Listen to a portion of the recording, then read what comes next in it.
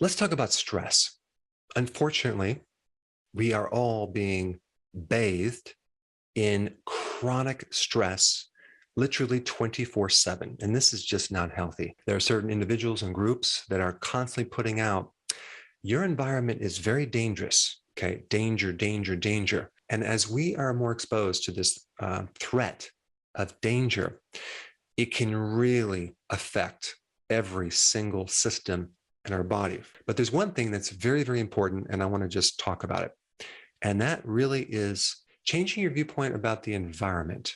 I know this might be hard to believe, but your environment is not quite as dangerous as they want you to believe. Now, it is dangerous, don't get me wrong. And there's certain individuals that profit from keeping the public in a fear state. And many times they exaggerate this. And it's just not a healthy thing to keep our attention on this negativity 24/7. So I want you to do something right now. I want you just to look outside right now. Okay. What do you see? You see any dangerous things? I see a tree out there. I don't see any hurricanes, no tsunamis. Looks pretty safe out there. Now look at the ground. Look at the floor right now. Are you sitting on a potential sinkhole right now? Do you feel that there's any termites that have destroyed your foundation that you're going to just cave right in? The answer is no. All right, so go ahead and put your hand on the wall next to you, right? Do you feel it hot, like there's flames, like your house is on fire? No. But if you think about it, if the average person were to just absorb all this threat of danger 24/7, I don't even know how they can survive. So the most important thing to do is to really change your viewpoint and start to filter out some of the things that you're exposed to. Recently, I started to really look at videos I was watching and different TV programs I was watching, and it just hit me how many messages of fear I was exposed to, and without any solutions. So anytime someone gives you some doom and gloom message without a solution, don't watch it. Why? Because now you're going to start solving these problems when you should be sleeping. Now, I'm definitely not saying to ignore some of these dangers, but when you are exposed to these dangers, try like heck to have a relaxed viewpoint, staying in action to help solve the problem, improve things.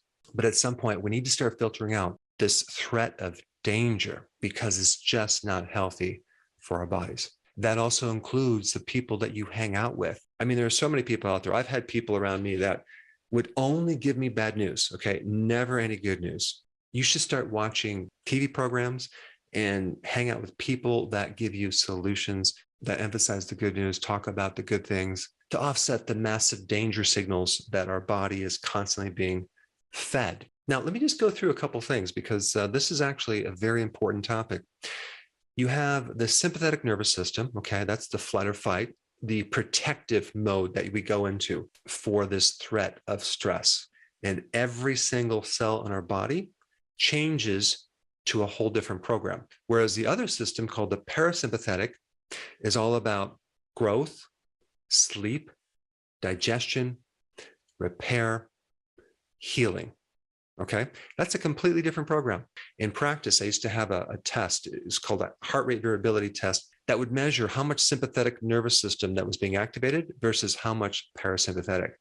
And boy, nearly everyone that came in were just so jacked up to the right, which is sympathetic dominance, simply because the environment that we're in was considered extremely dangerous. And I will say a certain amount of that has been manufactured.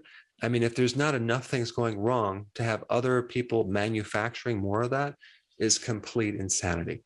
So I think it's important for you to understand what happens to your biology when you are under sustained chronic stress. First of all, you're going to have less diversified microbiome, and you're going to have more pathogenic bacteria.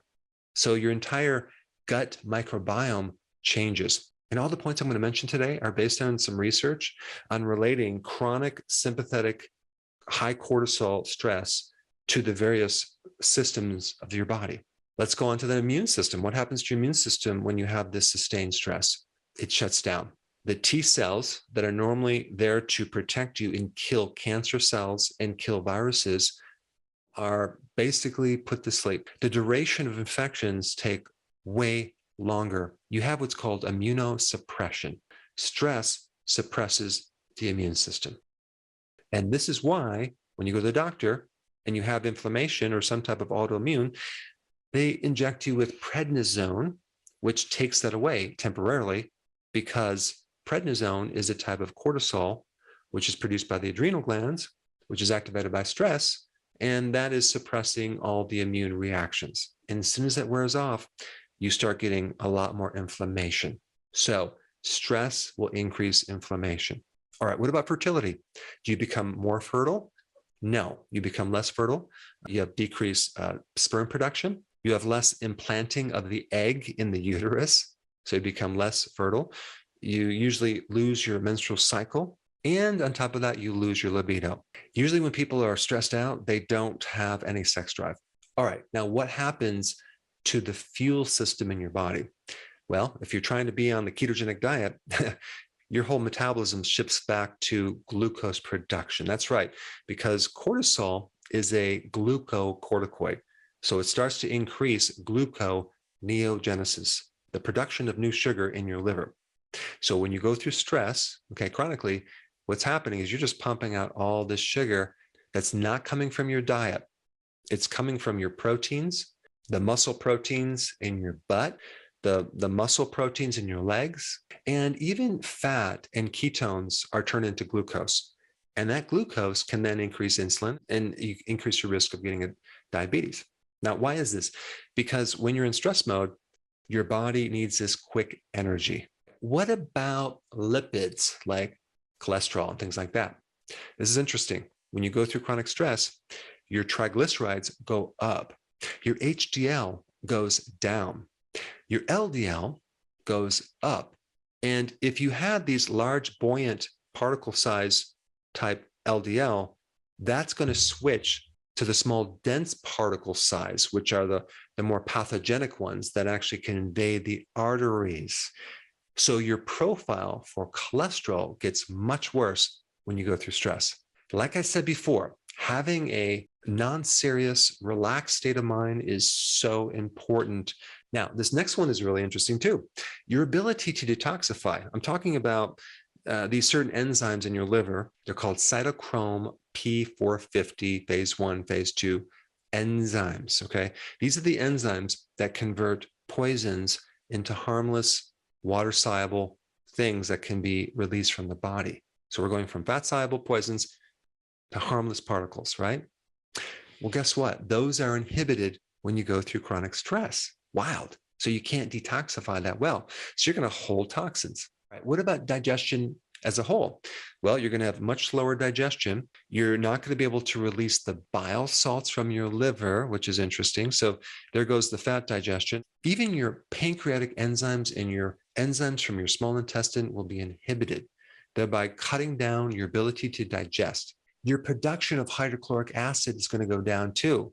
So there goes your complete digestion of proteins, your absorption of minerals, and the killing of pathogens. Your mucus lining in the stomach, in the small intestine, and the large bowel is inhibited by this stress state as well. And that's kind of like the immune barrier. And then your overall absorption of vitamins and minerals are going to be lessened. Now, this next one is also interesting. Vitamin D absorption.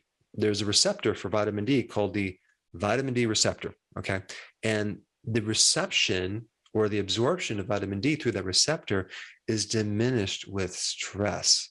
On top of all the other barriers with vitamin D, stress will actually slow down the absorption of vitamin D. Wild. Even the fascia, kind of like the stuff that surrounds the muscles, that's highly innervated by your nerves, and your brain has a lot of information coming down to the fascia around the ligaments, around your muscles, becomes tighter, becomes more restricted. You lose your range of motion. You lose your blood flow to your fascia when you're under chronic stress. You maintain this posture right here, right? Which is kind of like in protect mode. This is your flight or fight. You know, your posture starts going down, and it all has to do with that fascia. Now, what happens to the brain when you're under chronic, sustained sympathetic nervous system overdrive? Well, the hippocampus, The structure that's involved with the relay of memories and learning and cognition is all inhibited because that part of the brain starts to shrink. Also, it starts lowering the function of your cerebral cortex. You kind of need that part of the brain. Now, another structure is activated in your brain. And I don't know if you ever heard about the structure, but it's called the amygdala. The amygdala has everything to do with fear and anxiety, okay? It's kind of like your adrenal glands, but in the brain. So it's going to react to stress states. Now, as far as thinking in a chronic state of stress, you're not going to be really analytically thinking about things, solving problems, coming up with good solutions, being creative, having imagination. Instead, it's going to be more like reaction mode, because you need a relaxed state of mind to come up with solutions. You need your creativity to come up with really good strategies and solutions. Last point I want to bring up is your genes. What happens to your genes when you're under stress? Well, all the bad genes get activated, okay? And all the good genes get suppressed. Like I'm talking about activation of cancer genes. I'm talking about activation of inflammatory genes, things like that. But one thing I want to bring up, your genes really don't cause anything, okay? They don't cause the problems for you. It's the epigenetics, which means above genetics. It's your lifestyle that's really behind these genetics. And all you need to understand is how to turn on and turn off certain genes. And those switches are activated by certain lifestyle changes. And I cover these lifestyle changes in a lot of my videos. The genes are associated with a lot of bad things, but if you know how to control your genes, you're totally going to be in the driver's seat. Number one, we must change our attitude, our viewpoint of our environment. We must also start filtering out how much threat of danger we're exposed to. If you start watching certain videos that don't give you a solution, that at the end of the video, you feel worse than before you watched the video, then you might need to filter those things out. A therapy for me is getting out in nature, getting a lot of space as much as possible, and really kind of getting connected to my environment. Now, the other thing to do is to physically flush out a lot of this extra adrenaline and this extra cortisol that has been accumulated through the day of exposure to all these things. So this means routine, consistent exercise, okay, physical work outside. So you can start flushing out these neurotransmitters and hormones that are creating a lot of this damage, because the last thing you want to do is go through a lot of mental stress and then just go to bed at night. You're not going to sleep that well. So exercise is a necessity. I mean, I have to physically work out every single day just to kind of flush out things and help me sleep. Because the other point about the adrenaline and cortisol, it's shifting a lot of energy, okay, that should be in your immune system, should be in repair, should be in your digestion, and it's ending up in the muscles. So you have enough energy to run away from the tiger, right? But because there's no more tiger around, we have more mental energy, and that whole mechanism is still there. So you're going to have to exercise to get those hormones out of your system. Now, that being said, there's a lot of additional things you can do to help with stress. Not as important as changing your viewpoint, but they're still important. And I put that video up right here. Check it out.